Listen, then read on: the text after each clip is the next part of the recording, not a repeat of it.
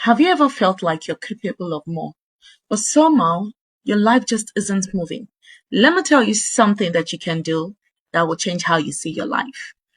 There are certain things you may not be able to achieve right now, not because you lack power, intelligence, or potential, but because your environment is quietly working against you. There is a school of thought that says leaders are not born, they are made. And guess what?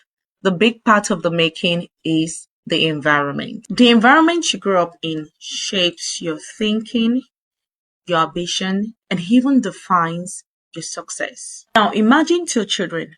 One grows up in an environment where books, mentors, successful people, innovation, ideas on investment are always being talked about, where opportunities present itself. To that child, success will always look like building companies, creating wealth, and investment. But the other child grows up in an environment where the highest level of education anyone could achieve is primary leaving school certificate. Now, to that child, success may simply look like finishing a secondary school. Same human potentials, but different environments created different expectations. Some people don't lack ability.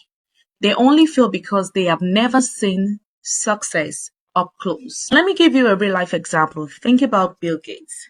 Bill Gates grew up in an environment that exposed him to computer at a very young age, at a time where no one or most people had not seen one. His school had access to computer terminal in the late 1960s. So as a teenager, he spent thousands of hours on programming. That environment actually accelerated his destiny. Now, imagine if Bill Gates hadn't grown up in an environment where he didn't have access to computers. Same mind, but a totally different outcome.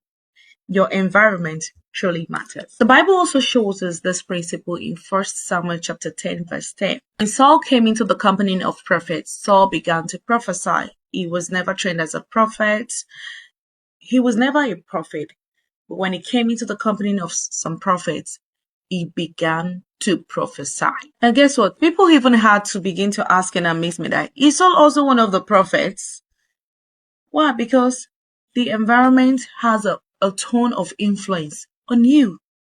When you surround yourself with certain people, certain conversations, certain expectations, something begins to change and shift inside of you.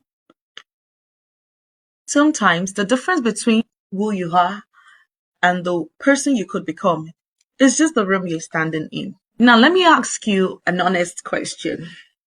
I want you to take a good look at your environment, the people that surround you, the conversations you hear every day, the mindsets that surround you. Does it challenge you to grow? Does it expand your thinking? Does it push you towards the future that you desire? Does it quietly keep you comfortable but stuck? Sometimes growth does not require more effort. All it requires is a new circle, a new exposure, a new atmosphere, a new environment. Because when you step into the right environment, something begins to change and shift inside of you.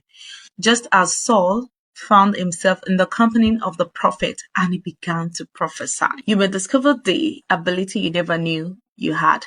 Maybe the reason why you feel restless right now is not because you're ungrateful for where you are. Maybe because your future is calling you into a different environment. And if that thought has been sitting inside of you for a while, maybe, who knows, just maybe it's time for you to move.